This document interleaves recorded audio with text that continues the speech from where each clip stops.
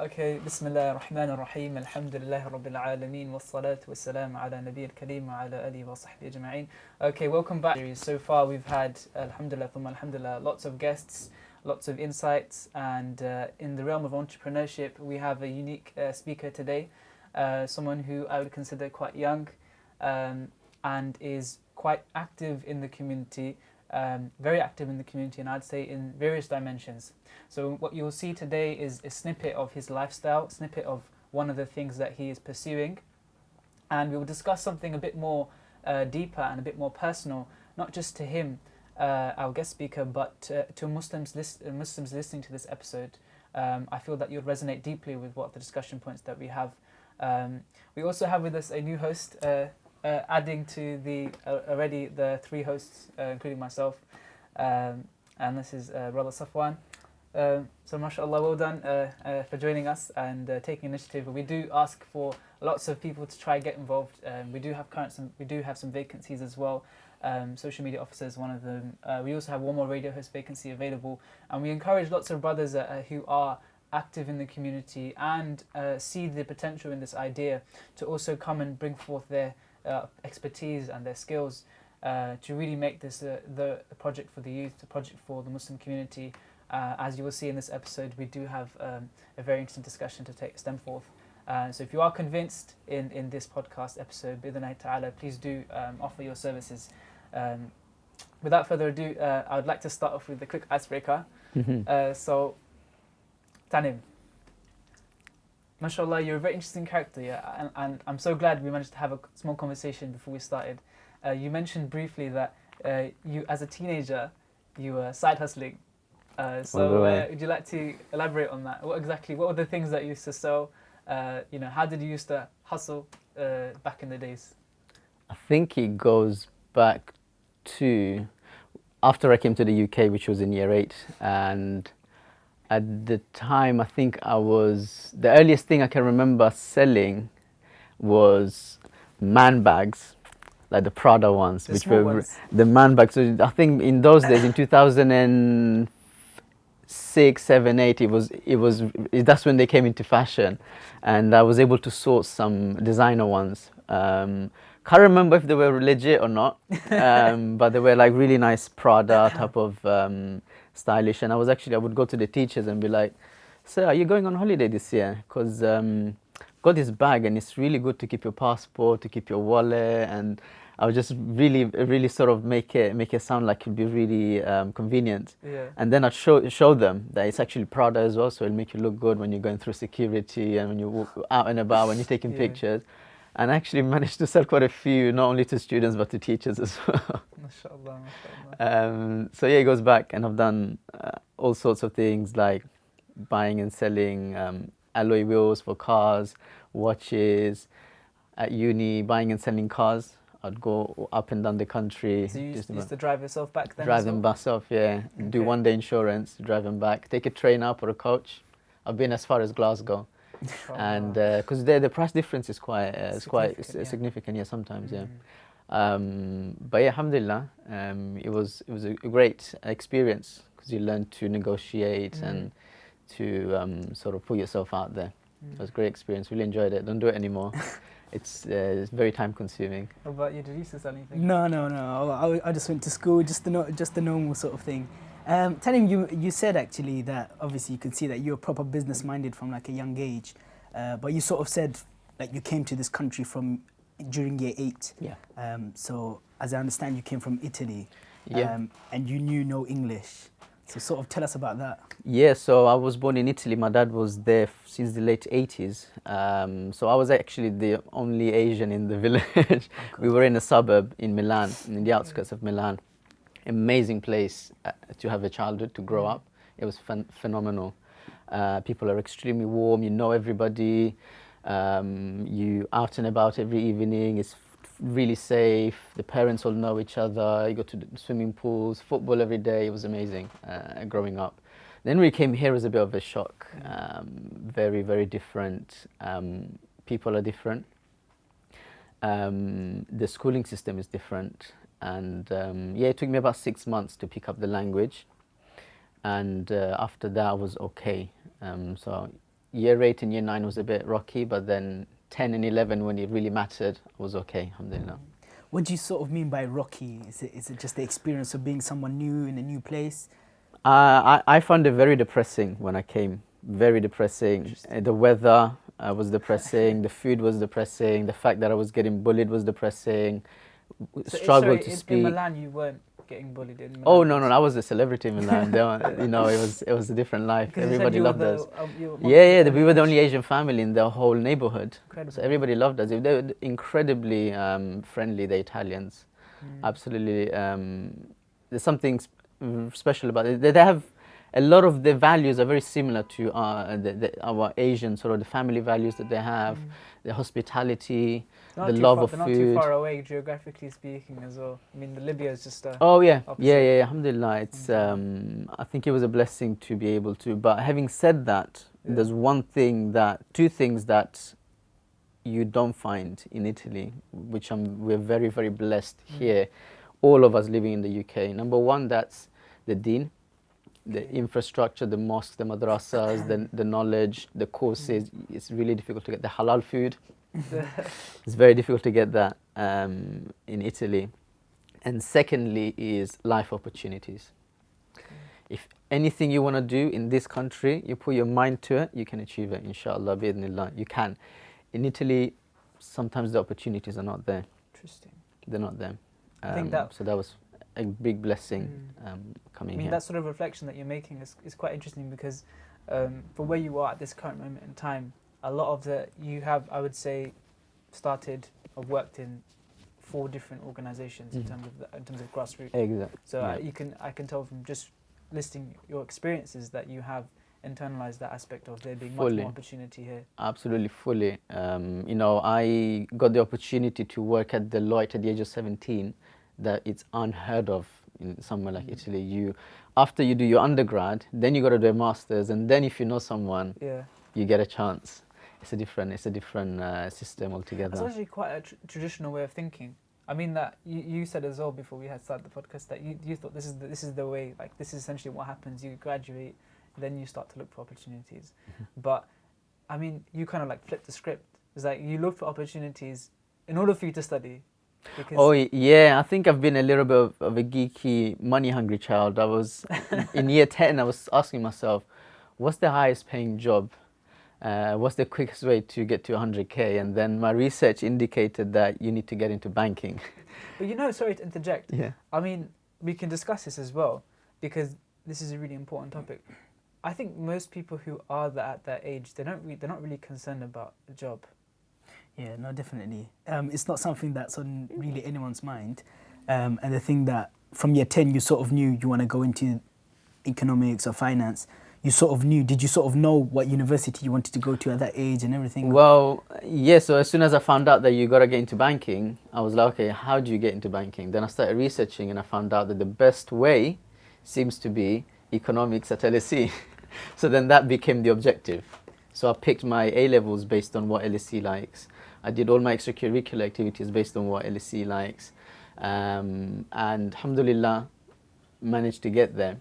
But I think most of the drive was because I saw the massive sacrifice that my parents made for us coming from, we were quite comfortable in Italy, alhamdulillah. Both my parents have really good jobs with their own house and everything. We left everything and started from scratch. Plus, they were both really struggling. They had to relearn the language, start from the bottom. Both my parents are carers, nursing carers, hard graft, long shifts. So I just wanted to make it easy for them as soon as possible. And you need money for that. So that's kind of was the drive all along, I think. I mean, it's quite interesting because obviously I was doing a bit of research on you, and then I came across like a snippet on BBC News about you, and it's on YouTube for our viewers who want to watch it. And I thought, I think you were like 17 at the time. I think I was very young. Yeah, had spiky hair and everything. it was in fashion that time, isn't it? And what I found quite interesting is, you just told us that from year 10 you sort of knew, I want to go LSE, I want to do economics, I want to earn that 6-figure salary.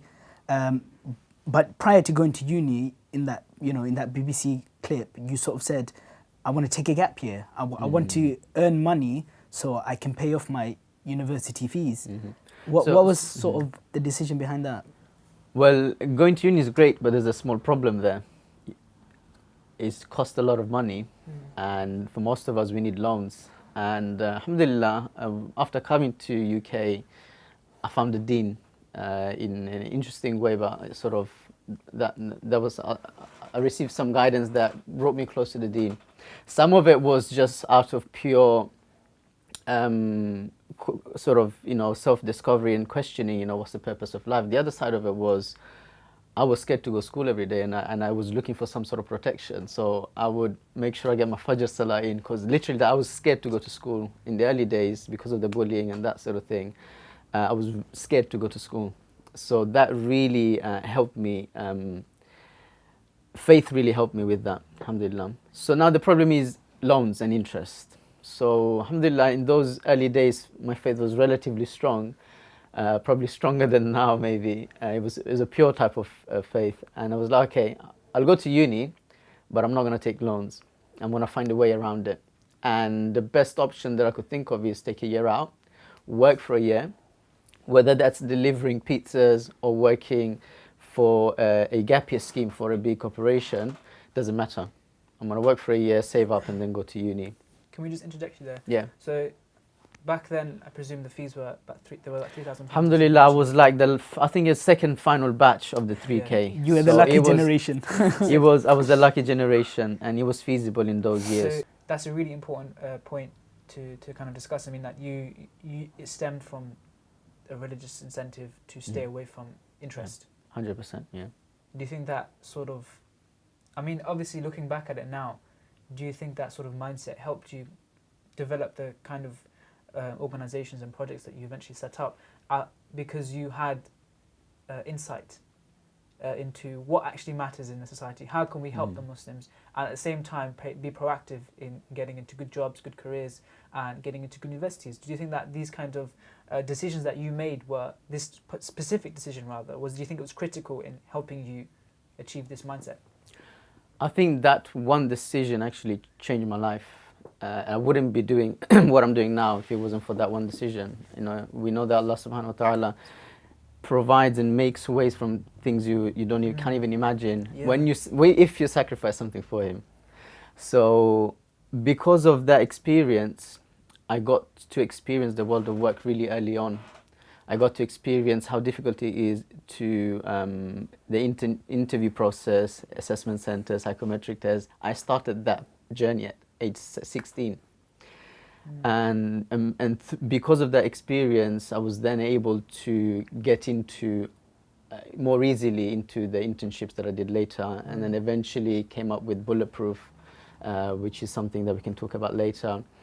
And from a young age, it made me realize whenever you sacrifice something for Him, He will give you much, much, much better. And that mindset is very important later in life as well. Many people in my situation now, late 20s, they're probably thinking about buying a house or doing certain things where there's a bit of a question mark around the permissibility of it. So that particular decision was actually life-changing. I wouldn't be doing what I'm doing now if it wasn't for that one decision to say no to something haram and take a risk. Because of that one decision, I was able to experience the world of work really early on, age 17, and realize I don't want to do this for the rest of my life. Let me find a job that's a little bit more interesting, a little bit more exciting, a little bit more meaningful. That was one thing that really helped me. The other thing was that it made me realize that whenever you give something up for the sake of Allah, He replaces it with something better. And that's now giving me the sort of the courage to do a lot of the things that I'm doing now. And even when it comes to things like, many people my age are thinking about buying a house or investments and that sort of thing, it helps you to think differently and think bigger. So currently I do plan to buy a house at some point, I don't know when, but I will do it inshallah without the mortgage. So you're trying to orchestrate a way for this to be done in the most legitimate Absolutely. way. And with full confidence that Allah will make it possible. He can make it possible. I mean, There's no Allah reason subhanahu why wa not. ta'ala says in Surah Talaq, وَمَن Yeah. يَتَّقِ اللَّهَ يَجْعَل لَهُ مَخْرَجًا. مخرجا. Whoever has taqwa of Allah, He will He will make a way. find him a way out. Exactly. وَيَرْزُقُهُ مِنْ حَيْثُ لَا يَحْتَسِبُ. Exactly. And He'll provide from provision from where He does not expect, you know. Least So it's expected, yeah. least expected. So I mean that this is essentially yaqeen. This is yaqeen as well as certainty. And one thing that we need to understand as young Muslims, regardless of our position and as an entrepreneur, as a student, as anything, essentially, is that, you know, in life we need certainty, and this is Allah subhanahu wa ta'ala giving us that certain, you know, information that when you have taqwa of Allah, He will find a way out for you. So you acknowledged, obviously, I mean, this verse is being actualized in an example, purely what he just said, which is, you know, I don't want to pay interest on these student fees. I want to earn for a year. So your intention was there to pay off for them. You saw the incentive to teach, to learn, Learning is important for you at the time. So you went out for work. And in that process, you said it was the most influential decision you ever made. And as you will discuss, hopefully, in this episode, there was a few things that you did after. Yeah, you opened the doors for so many things, yeah, subhanAllah. which I can actually see directly linking to going to Deloitte. Can you tell us a bit more about Deloitte as well, please, inshallah? So, I mean, you were 17 when you started, right? Yeah, so... how did you get in? How did I get in? That's an interesting story, because at that time, there were a few, I think there were maybe 3 gap year schemes for students who wanted to work for a year before they go to uni. And these schemes are very nice, actually. They pay you, you work there for 7 months, then they pay you a bursary to go traveling, and then every summer you get to come back and do an internship. And then you're pretty much guaranteed a job after, once you graduate. So IBM was offering one, Accenture was offering one, and Deloitte was offering one. Now there's loads, alhamdulillah. But at that time, I was like, you know what, if I can get in, that would be amazing. If not, I'm happy to even deliver pizzas, work in Sainsbury's, whatever. Parents weren't too happy with that decision. So what happened was I applied, didn't get into any of them. I was way too shy in the interviews. I didn't know how to speak properly. I was intimidated by the competition in the assessment centers, private school kids. Of course. And I was always the quiet one in the assessment centers.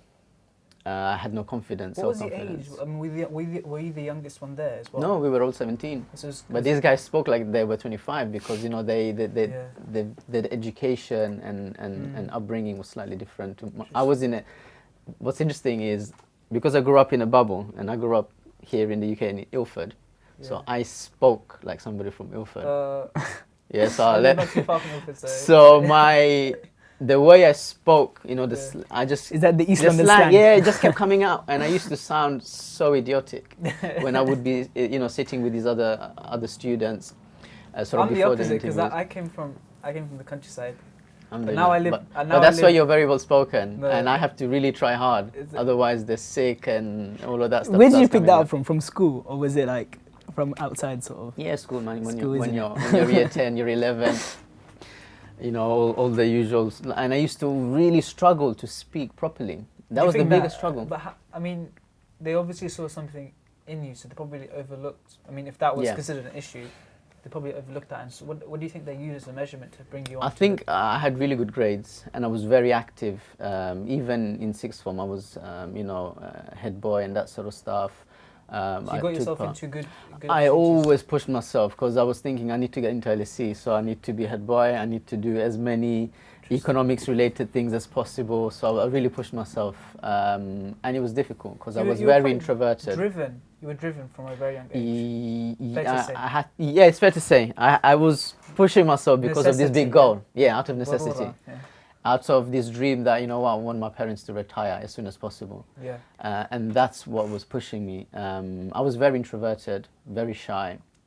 I think I'm the opposite now through sheer pushing yourself, alhamdulillah. And it's important to develop certain skills, which you don't always get a chance to in school. Interesting. I find it very interesting that, like, from a young age, you had that proper focus that, you know, this is where I wanted to go, this is what I wanted to do. A lot of people don't have that focus. Like, they don't even know, like, in year 10, year 11, you know, they just want to have fun, you know. But the fact that you knew that's what you wanted to do and you got to that stage, just for like our viewers, how important do you think it was to have a sort of focus in your life, or like knowing where you wanted to go? So being driven like that and knowing or striving for something is a double-edged sword. The good side of it is that it gives you that goal and it keeps you focused. So I didn't mess around when I did a bit, but not as badly as I could have. So I was literally quite driven to get where I needed to get and do what needs to be done.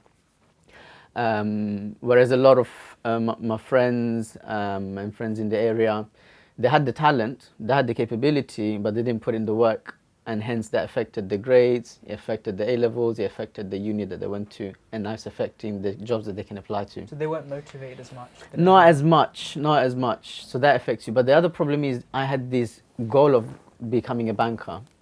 Why? So you could pay? Money. Oh. Is that a good goal? Is that what you want to do with your life? Is this the best possible use of your short life on this planet? How will that affect all the other things, your family, your deen, your activism? I didn't care about any of that time. It was about the 6 figures. It was about the money. I think everyone who's young generally has that. You know, Yeah, they have that in the back of the mind. it's either that to become a footballer or Yeah, an actor, footballer. Everyone's a actress. footballer. So you know that's how it is. But I think it is interesting, you know, having that sort of focus. Like I was recently watching an expert on. She's an expert in. Her name's Sheena. She's like an expert on making choices, and she actually says that it's so important more than ever before that as young people or whatever that you sort of know and sort of have goals in your life where you want to do. And I think what was interesting is hearing your experience firsthand that you had that goal and you achieved it. Why? Because you sort of had that focus. And I think, you know, what she was saying as well, like she did like this jam experiment where I think they got like 26 spreads of jams and they left it there to see if people buy it. And then on another experiment, they left 6. And then they saw that when they had 6, people would actually end up buying it. Oh, yeah. But when you're giving them so many choices, it becomes difficult. It's and overwhelming. although more people come and they enjoy it, like, you know, they want to see it, nobody actually ends up buying it. So what she was sort of projecting was that if you don't, like, now than ever before, we have so many choices around us. But because of that, it sort of diverts you and you don't really know where to go. But by having that focus, you know what I need, where I want to go. And if you actually have that focus, like we can see from your story, you can actually achieve that and you can actually get there. So I think, you know, it's quite interesting. I guess, yeah, goals is very, very important, but you got to make sure it's the right goal. Exactly, yeah. You got to make sure it's the right one. And how do you pick the right goal? That's a whole different discussion. And sometimes having mentors and teachers can help you shape that goal. And having self-awareness is really important in terms of, I didn't realize that the skills required to be a banker are not the skills that I naturally have. And the strengths that I have are not the strengths that are required to be a banker. So I would have always struggled as a banker. Whereas there's other jobs, maybe pay a little bit less, but because you're world class at it, maybe you can one day earn more than a banker because you're so damn good. Yeah. So there's all these things that you got to think about. But at school, definitely have a goal of some sort, but try to keep your options open at the same time. Yeah. Because that's sort of what you did, because I think you obviously went to LSE, but then you also did like an internship almost every summer, and you sort of broadened your horizon. How important do you feel that was to actually experience different things? Absolutely crucial. I work with a lot of students nowadays in terms of coaching them for their interviews, and what we realize is a lot of students have no clue what they're good at. I mean, I have in the back of my mind, I have a few things that I know I'm good at, but at the same time, I also resonate with some of the students. And I feel like there's so much out there. It comes down to them not having experienced enough things. I think that's key, isn't it? Like have a focus, but at the same time, especially at a young age, because naturally, like a lot of people, you wouldn't even know because you haven't experienced the world. Exactly. You're sort of living, you know, in an echo chamber where everything that you're hearing is the same thing. Your friends are all similar, and until you get yourself out of that bubble, then you wouldn't know what's out there. And I think it is important to have focus, but at the same time, experience the world, do different things. Like you were involved with the ISOC, you were involved with different stuff, and you know, I think that did that broaden your horizon? Massively, massively. Sort of doing being involved in ISOC requires a whole host of skills, from stakeholder management skills to leadership skills to conflict resolution to pastoral care to planning, organizing. You didn't know those terms when you were president, right? Kind of. To even campaigns, marketing. Yeah. You got to do all of these things. Not obviously not by yourself, but you got to be aware of it. You get exposed to these things, and then you start realizing, you know what, I'm actually not very good at this, but I'm really enjoying this bit. When I'm doing this bit, I'm in my element. I'm in a state of flow.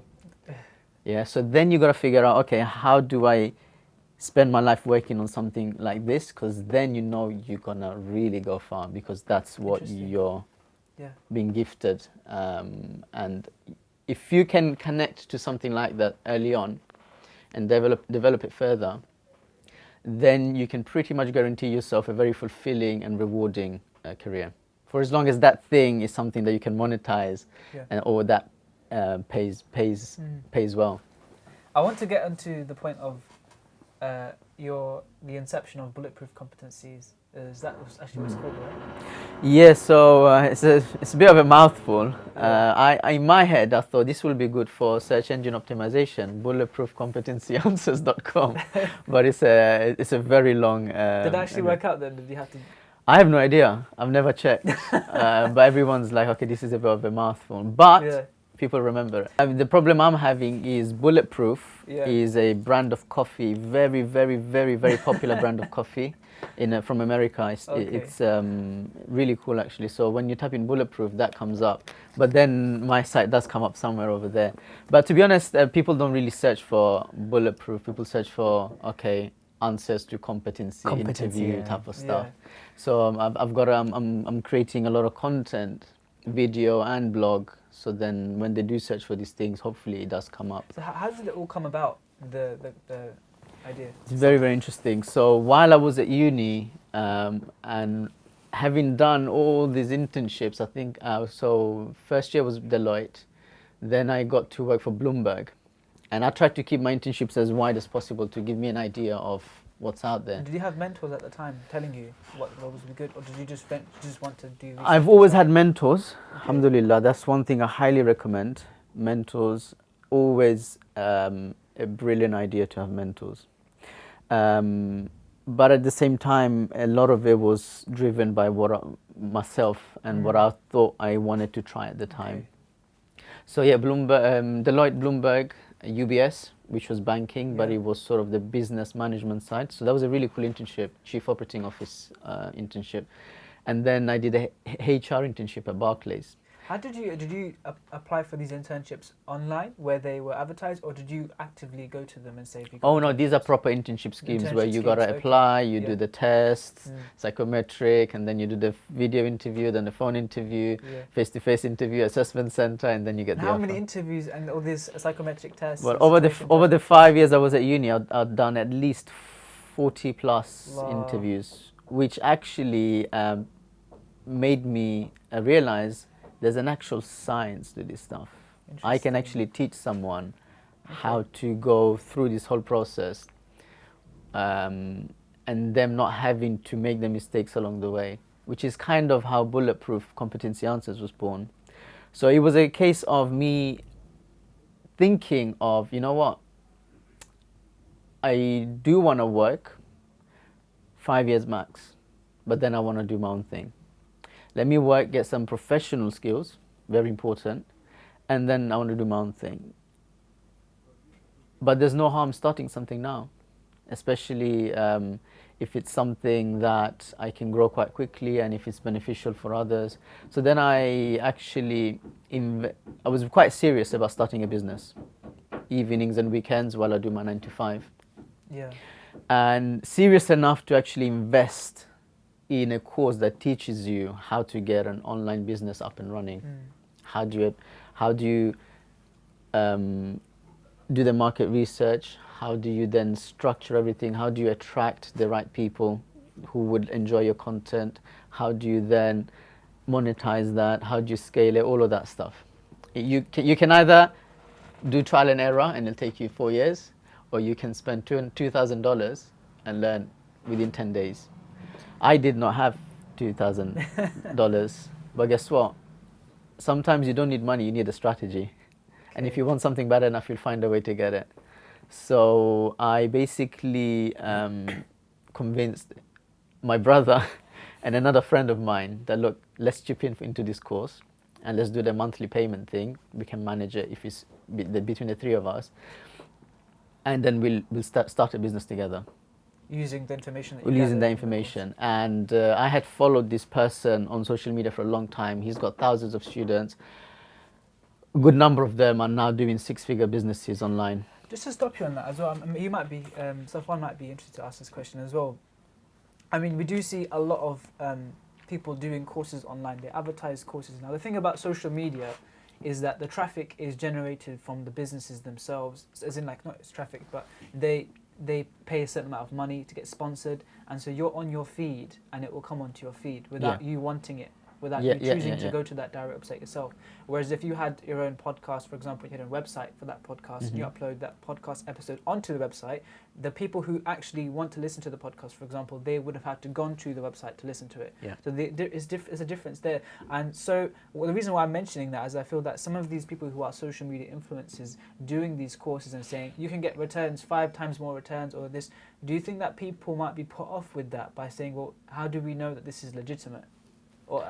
But this is a very valid question that people make a lot of claims in terms of, if you do this course, you'll be able to do this, you'll be able to do that, blah blah blah. So ultimately the proof is in the pudding. So 2 things I always look at is the students who have done this course, what are they up to now, how well are they doing now, and I want to speak to them. So I used to do that. Second is all of these courses have money back guarantee. So you can go onto it, do the whole course, and if you think it's not worth the money, give it back. So that was actually my initial plan. I've got 30 days to just basically smash this up, make as many notes as possible, and then get my refund. But once I got the course, the content was so damn good, then I thought, you know what, I want to keep this for life. I need access to this content for life. It was that good. Okay. And the problem we have is everybody is very skeptical. And that Especially skepticism holds you community. back. Yeah. Holds you back. Unfortunately. Give it a go. You don't like it? Get a refund. Get a refund. Don't worry. Give it a go. But I had followed this person and benefited from this person's YouTube videos and blog posts for the best part of a year and a half. So there was the trust was there. Yeah, okay. And now if this person's saying, I run a 7-figure business and for the last 18 months, you've benefited. I'm really happy about that. Now I want to teach you everything I know. It's only going to cost you $2,000. What would you do? I'm the type of person, I'll take the risk. If I trust the person, whether they're Muslim or non-Muslim doesn't matter. Yeah.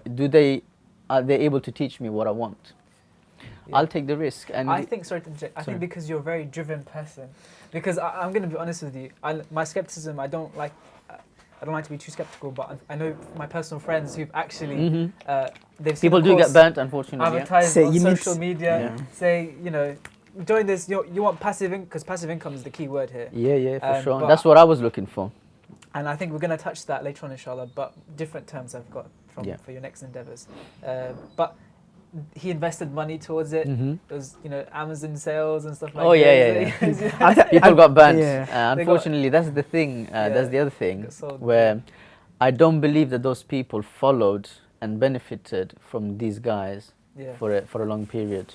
It was more of an impulse buy. And did they speak to previous students who then managed to set up successful businesses themselves? I don't think that was the case. So you want credibility, track record, and a money back guarantee as well before you invest into anything. And you want to have benefited a lot from the free stuff. And that course, it was so monumental in terms of how it helped you that you started. I made back the initial investment within 6 months of starting the business. So because of that course, I was able to start Bulletproof from scratch and make it profitable within 3 weeks. It's crazy, It would have taken me 3 years maybe, with trial and error. Yeah. Like, and I was very non-techy. I didn't know how to set up a landing page. Yeah. I didn't know what WordPress plugin was. I Those didn't are- know anything, yeah. nothing, zero, zilch. And that course was very, very helpful, which meant that I was able to do a lot of the things myself. But the reason why I'm mentioning all of this is that there are a lot of people selling courses out there. Yeah. Some are great, some are dodgy. Some are great and free as well. Of Some certain are great certain and free, perks, yes. As I recently discovered. Some people say that you can learn just as much from the free stuff. That's not always true. That's not always true. I mean, I followed the guy for 6 months and I knew 15 of his students who've used the same system to build successful businesses, and I observed them. But there's so much work that goes in the background in terms of research, in terms of keyword optimization, in terms of psychology of what your ads need to do for different types of people out there. There's so much behind it. I don't know, it's kind of like saying that you can learn to be a good footballer by watching Neymar playing. No, you need to spend time with him, you need to train with him, and then maybe you can pick something up. Just watching him is not enough. That's a really good point. Yeah, I think it is, because a lot of people, like, we are risk averse by nature. Especially, like, we just don't want to go. I mean, I know different personalities are different. Like, I know you maybe, you know, a bit more happy to take risk. Me, on the other hand, I try not to take risks. But I think the concept of having these two things in mind, especially when it comes to courses, because I think, like, for me personally, I'm very dubious when it comes to, like, you know, get rich quick, you know, stuff like that. And it's like also like personal experience, you know people who have just sort of jumped for it. They've jumped ship, they've invested, you know, this X amount of money, and they've got burnt. And I think what you were saying is quite good. Like, just to summarize, that yes, it's understandable that thing would be there, but really do your research. And the two questions you said, especially when it comes to courses, is know the students who have gone through it, brought it, and see, you know, how successful they were there. And obviously the second point you mentioned, know the person for a long time, wasn't it? Yeah, so make sure that you really have that trust that this person can deliver what I'm looking for. And I'll give you an example about Amazon since it came up. Many people will be aware of this. There was this big course that you can do, and this is the early days, so you can do this course and learn how to launch an Amazon business. I know many people who bought, I think it was about $5,000. Some of them did nothing with it. A friend of mine is on 2 million a year right now. Oh, wow. So it's up to the student as well. Yeah, I had a feeling that's a good point to mention. It's up to the student as well, how seriously you take it. It goes back to the initial point that you actually made, was to be driven. You have to be driven. Because if You you're have to not put in driven, the then you're hours. just not going to invest your emotional energy towards it as well, Exactly. because you're just going to give up. Do you know how I started Bulletproof? I was, at the time, doing my final internship at Barclays in Canary Wharf. And by the way, that was my dream. As soon as I came to the UK, I saw Canary Wharf, I saw the big towers, and I said, subhanAllah, I want to be there one day. And a few years later, I got there, alhamdulillah, but then you realize that it's not all that. But then I was there in the big tower, and so I would finish at 6:30, take my laptop, go to the top floor, 33rd floor, get myself a nice boardroom, and then bang out work till about 10 in the evening. And I did that every single day for 3 weeks to get my business up and running. Oh, so you used to do this bulletproof competencies at the same time, so after work you'd go there? Yeah, so you know, I had to teach myself how to build a website. That takes time. You have to do the research. That takes time. You have to go through the course. That takes time. That takes time. Yeah. You got to make notes. You got to do the market research. You got to design the things. You got to write your sales pages. You got to write your blog posts. You got to shoot your videos. That takes time. 3 weeks. Did you do it all by yourself? All by myself. I think a lot of people probably want to know, and I want to know as well, the fact that you're doing all of that at the same time you're, you know, the ISOC president, and or like during that time, and at the same time you're not, you know, you're at LSE, you're doing BSc economics. It's not easy. How on earth did you sort of time manage all of that? As in, time management was critical. I think at the time I was only getting 5 hours sleep max on a good day, and 7 days a week. weekends, no such thing as a weekend. And I was really, really fully involved in ISOC. It was my life. Studying, not so much, which is why I didn't do as great as I could have done. I was really We like a bit of honesty. No, it's true. I actually failed my first year at uni. Okay. And I'm really open about that. And I failed my second year as well. And in looking back now, that experience, although it was crushing, when you work so hard Yeah. and you got this big goal, but you keep falling and Yeah. there's a block. You're not making to next year and stuff. It was crushing. But looking back now, those extra 2 years is when I did even more exploring. I started businesses. I started a football club for my local mosque. That was an amazing experience. It's still running now, 8 years on. I learned a lot about different industries. I did loads of different part-time jobs in different areas. I was doing classes, Arabic, Tajweed, this, that. Every single evening there was something going on. That was amazing. And that richness has now helped me shape who I am now. So although in the grand scheme of things, a year is nothing.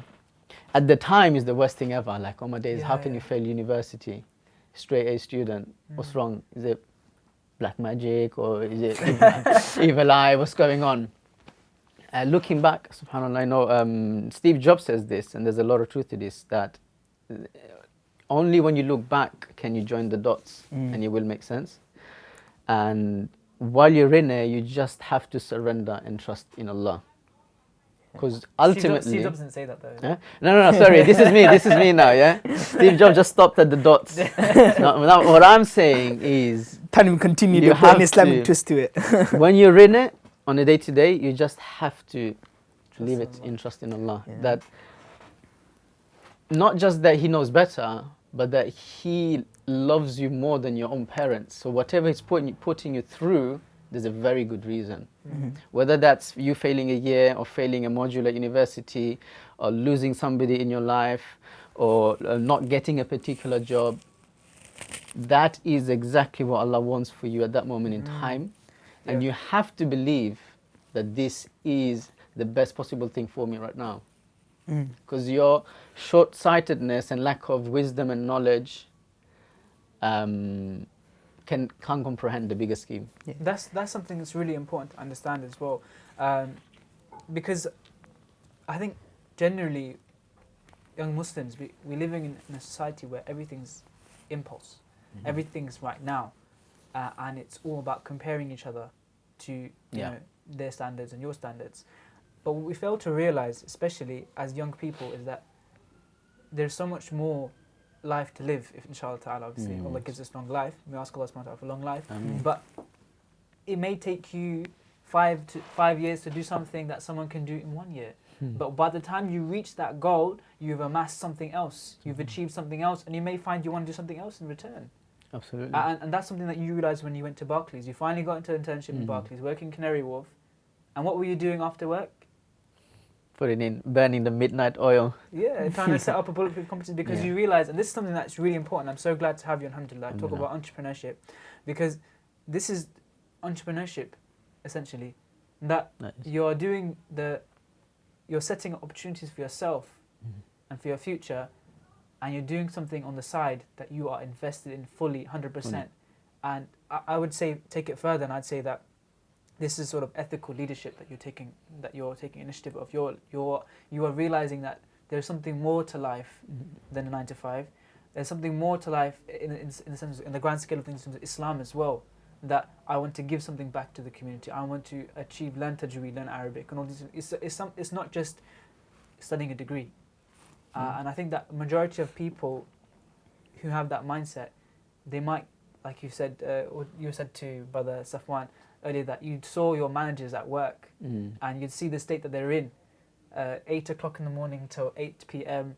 and not having phone calls. They won't be able to see their children, so they have phone calls twice a day. Is that correct? Yeah, like, literally, you know, as we were just saying as well, it's like, it's quite amazing that, you know, like, because you said that, you know, you didn't sort of like it because you sort of saw that 20 years down the line, if I'm still in this job, this is exactly where I'm going to be, and that's not for me.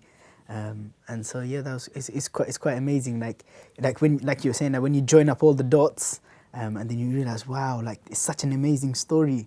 And then you realize that this is the best story ever, and it happens to every single person. Everybody. And then you realize, wow, it's because the writer of the story is Allah subhanahu wa Allah ta'ala. subhanahu wa ta'ala. And that's why it's that's amazing. the key point as well. Yeah. To jump to that realization, alhamdulillah.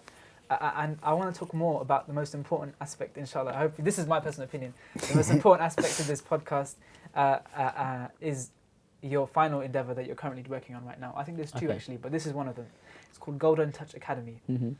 And I was watching a video by your ustad, who's also helping out with the project and the business. He mentioned two things in one video that I loved. One of them I've heard before because you read books and self-help and they talk about it, which is financial freedom. And this is the concept where you need to be in a position where what you're doing, you're earning passive income potentially, earning business, but at the same time you are free to do the things that you want, financially speaking. But then there's a key word that he used was time freedom. Mm-hmm. And I think that's such an important concept. Could you talk a bit more about that? Absolutely. So in the last 3 years, I've been trying to re-educate myself, to position myself and give myself every chance to do well in whatever business I'm involved in. And for me, business is just a vehicle to deliver some value to somebody. So time freedom and financial freedom, really, really interesting. What I realized over the last 3 to 4 years, seeing my friends who are in these amazing jobs in amazing companies, is that they are desperate to find a way to leave. They're desperate, but guess what? It's too late now. They've got the wife now. Finding a way to live. Leave the place. Leave. Like they want Okay. out. They want out. It's hard to explain why. Yeah. Maybe a lack of fulfillment, or the whole grind of it. I guess you'd have to speak to someone who Sunday night has that feeling. Oh no, Oh, I gotta Monday go back to work. morning. Yeah. Alhamdulillah, I haven't had that feeling either. in that Alhamdulillah. sense. Alhamdulillah. Yeah. That's an amazing blessing because 90% of people get that Sunday night feeling. I And think it's such a sad thing. I think it's definitely very true, and it does exist. Like going to university, coming out, I had so many friends with me, and a lot of them, they were involved with, different stuff, even involved with the Islamic Society, that stuff. But the whole goal for them was sort of, as soon as we graduate, gotta get into that graduate scheme, gotta, make that money, and then start life. Start life, get and all married, that. have kids, earn money, good money. And, like 1 year down the line now, one and a bit years, you meet up with them. And it's sort of like I'm really hating it. I wish I wish that I had enough money. That again, that I wish I was financially stable, and I wish I had that financial freedom to do what I really want to do. And the sort of it takes its toll, especially even as I'm talking about even Muslims here. Yeah. They sort of say, I feel like my iman's taking a hit, or Yeah, in it just that the dunya is sucking me basically. It does. And then they do come on to this where, it's sort of where Golden Touch comes in, where they actually are saying to themselves, for whatever reason, maybe we don't want to get a pension, and, and we do want to invest our money. Yeah. But the thing is, Halal. there's no halal sort of route, and it's sort of like, we really want to do it, but what's out there? And this is something that you're actually quite involved in. That's basically the whole objective of this academy that we very recently set up with my mentor, teacher, and business partner now, Brother Usman Mia. And he himself, Titles, mashallah. yeah, Must be someone special. he is one of the, at the moment, forget all the billionaires in the world, he's the person I look up to right now, because alhamdulillah, he has a beautiful balance in his life, which is the true sunnah way, is the balanced way. So he is in the masjid during the prayers. He's in the gym 4 times, 5 times a week to look after his health. Yeah. He's doing plenty of dawah work.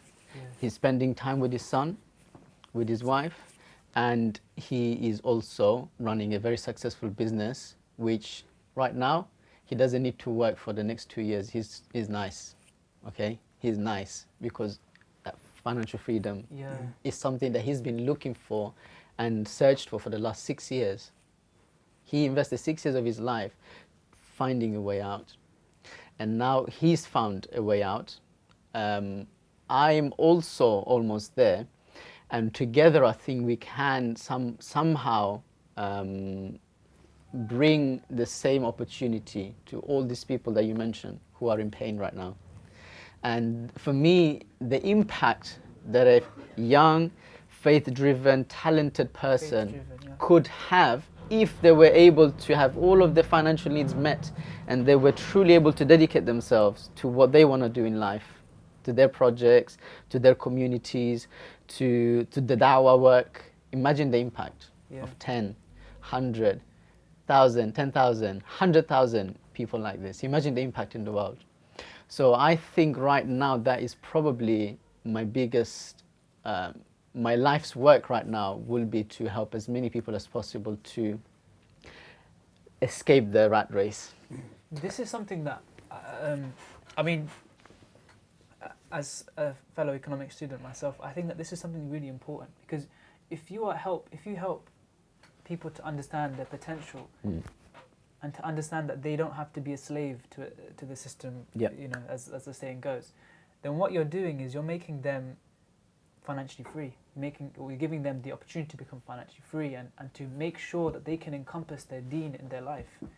Because a lot of Absolutely. people complain, they say, like, There's no we have time to for discuss, it. There's no time Prayer has to be Even rushed. Salah, you have to pray while no one's looking, or you have to go somewhere. It's tough. It's tough, difficult. yeah. But what you're creating essentially is that you're creating a mindset. You're hopefully going to change society and Muslims in the UK to make better financial and decisions and create opportunities for themselves. In terms of halal investing, because investing is something that you've mentioned before, and budgeting as well. We'll talk about budgeting and spending as well. But can you talk to us a bit more about the halal investing aspect? Sure. And what does that mean? Before I go into that, I'm just going to rewind a little and touch upon the financial freedom and time freedom. Yeah, sure. Now, it's not good enough to tell somebody that this is what you need to aim for. Yeah. You need to be able to make it happen for them as well, or at least give them the opportunities. So financial freedom is when you have enough passive income, recurring income, taking care of all your costs necessary for your desired lifestyle. Now, once you have that, you're now free to do whatever you want. Whether that's sitting on a beach, you know, for the whole year, and by the way, you get sick of it after 3 weeks. Most of us, we all have a bigger purpose that we need to be striving towards. So that would be amazing to achieve that. Now, time freedom is when you can do whatever you want whenever you want. You don't have to show up at work to get paid. So if tomorrow my mom says, I've got an appointment, can you take me? I don't need to ask her, what time is it, mom? I'm there. These two things are only possible if you have enough passive investment income and or passive business income. Passive business, okay. So if you need £3,000 a month to have a decent lifestyle, let's say 5. Nice, comfortable, yeah? In London, you need about 5. Let's be real. How can we get 5K coming in every month with minimal work? There's going to be some work. Yeah. There's never going to be zero work. There's going to be some work. But the key here is collaboration, isn't it? You have to work with other people, other businesses, other people who are going to invest to make it something worthwhile of return on investment. There's many ways. So you can, some of this 5K could be coming from your investments. Yeah. If you're somebody who has capital to invest, maybe you've been saving for the last 4 years. Yeah. As a single person, you have a lot of savings. Let's put this money to work. And also, you can start something on the side. And it can be one of many things. And this year alone, me and my partner, we're going to be ourselves investing close to £20,000, learning as many different possible business passive income streams as we can. We're going to put our own money to learn so that we can teach this to as many people as possible. And you may not be interested in, say, for example, passive income from property. You may be more interested in passive income from a blog post, a blog or a YouTube channel, for example. Yeah. Or you may be more interested in having your own brand and e-commerce. Or you may be more interested in starting a social media agency, which then can be systemized, automated, and it runs itself. You only check in once a day to make sure everything's running well. So there's many different ways that you can do this. For me, Bulletproof is an example where I've set it all up. I've got tons of free content that people are benefiting from. which then brings them onto my mailing list. And once they're there, they already like me, they already know that I know what I'm talking about. They trust you. They trust me. If I offer them an ebook that's going to help them even more, they're quite likely to buy it. If I invite them to a workshop, they're quite likely to come. If I invite them to, obviously these things need to be helpful. Yeah, I can. They have to be helpful. If I recommend to them, look, you're struggling with psychometric testing, here's a package that I recommend. Every time they buy that, I make a small commission. This is just an example of what you can do. So I turned my knowledge of how to navigate the interview process and the assessment center process into an income stream. Very passive, except for the coaching calls that I do sometimes. It's very passive. Yeah. So this can be done. Whether whatever it is that you can teach, in nowadays, thanks to technology, thanks to social media, and thanks to the availability of cheap equipment that we have. I mean, you can make videos on your iPhone now. My YouTube channel that I've started, iPhone, this one here. All the videos are made here. I mean, if you really wanted to make a podcast, you can make a podcast right here as well. So what's holding us back? SoundCloud's free. SoundCloud's free. YouTube is free. Streaming. No. Editing videos is not that difficult. I'm very non-techie, but I've taught myself. You can learn on YouTube how to edit videos from tutorials and all sorts. You can learn on YouTube how to edit YouTube videos.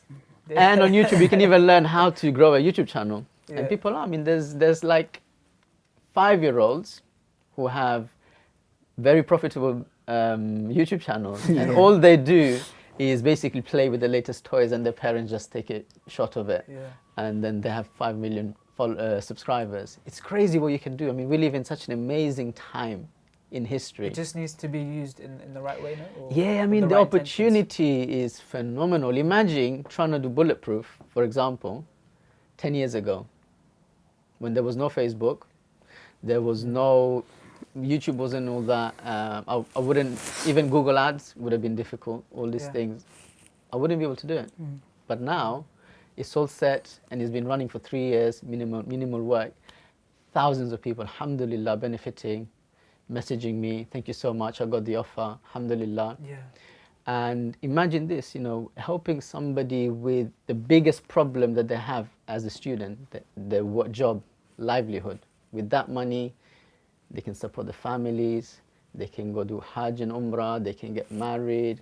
Hopefully, maybe I'll have some share of that for my akhirah, So it's not just about the money, and it's not just about the freedom, it's also about making a difference. But this all comes back to, I mean, Golden Touch Academy, the way I see it,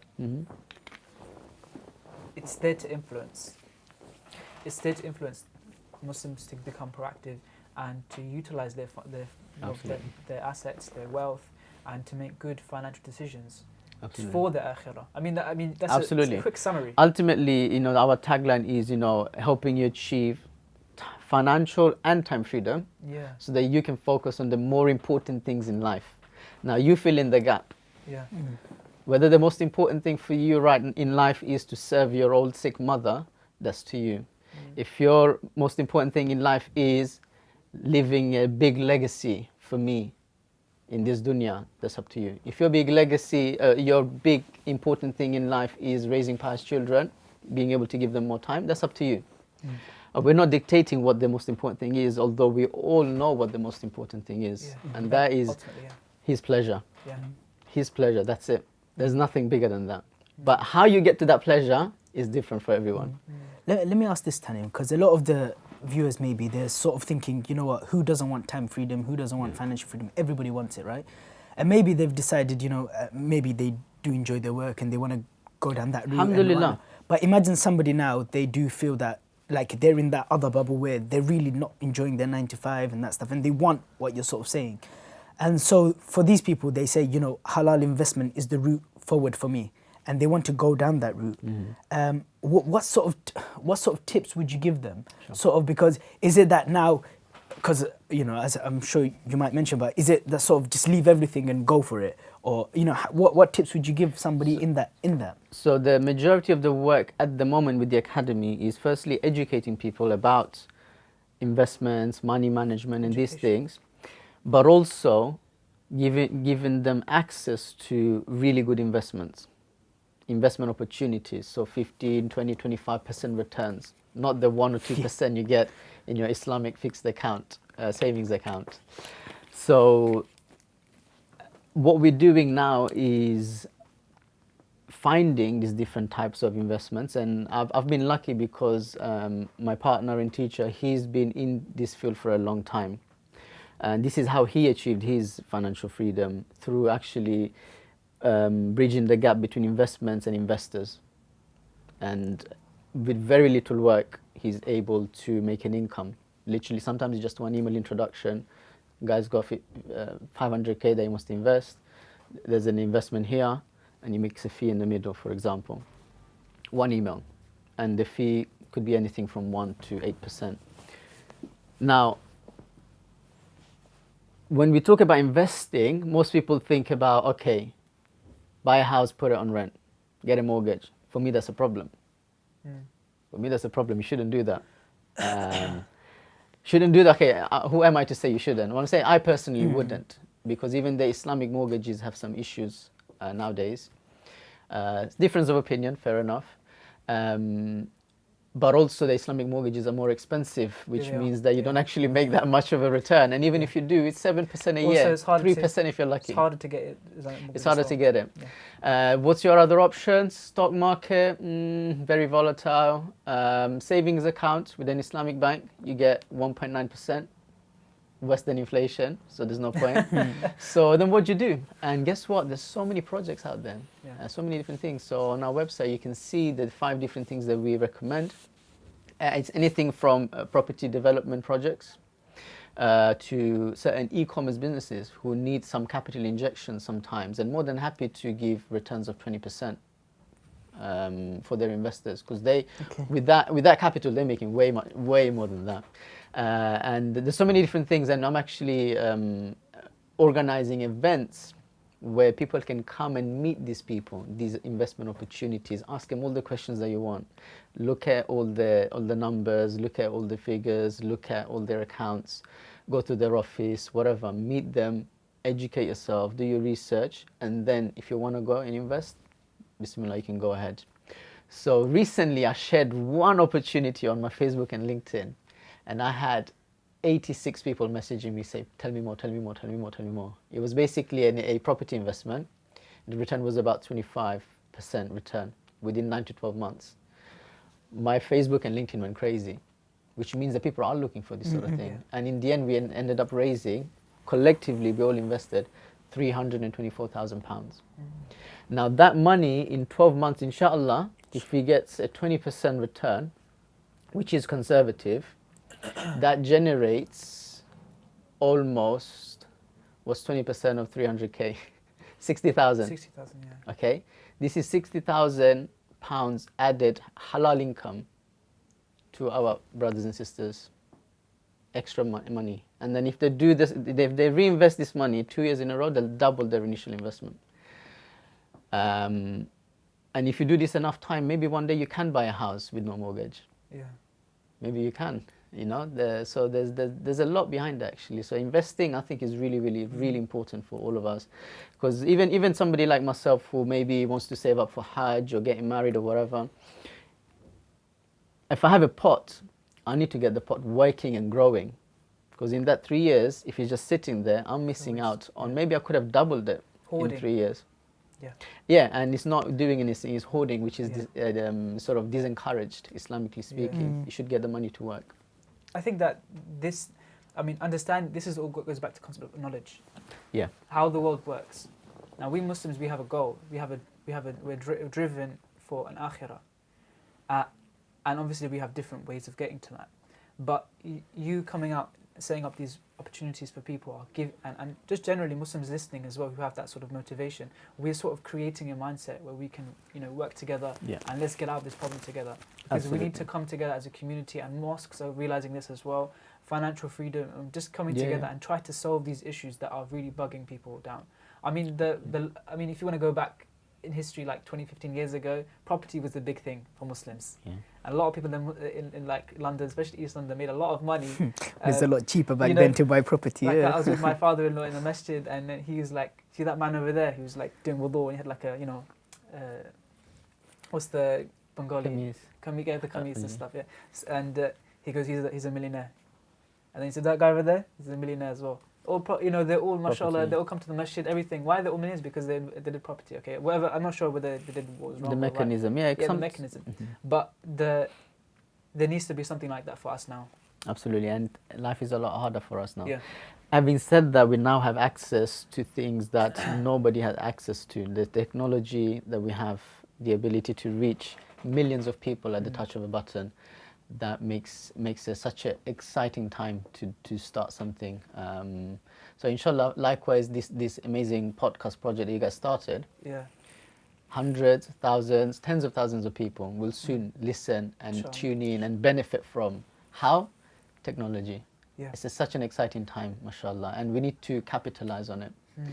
Capitalize for what? Not to get rich and have this amazing lifestyle, is so that we can make time for the really important things. Alhamdulillah. I think that we should, on that wonderful note, I think Alhamdulillah. ta'ala, we should end.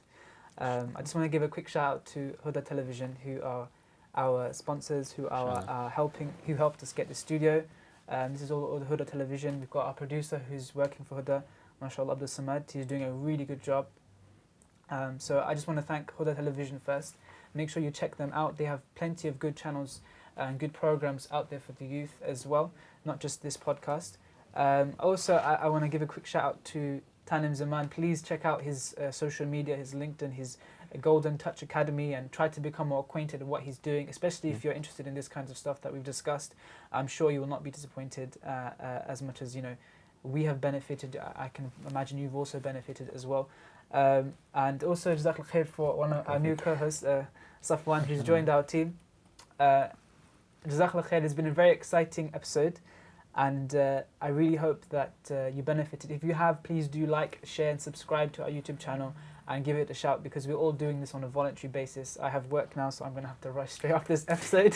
You need to get yourself some financial freedom. Yeah, inshallah. And time freedom as well. Time freedom, inshallah. Allah bless you. Ameen, Ya Rab. So on that wonderful note, we ask Allah subhanahu wa ta'ala to preserve our guest speaker and to really make this a beneficial project. Jazakumullah khair wa barakallahu feek. Wassalamu alaikum wa rahmatullahi wa barakatuh.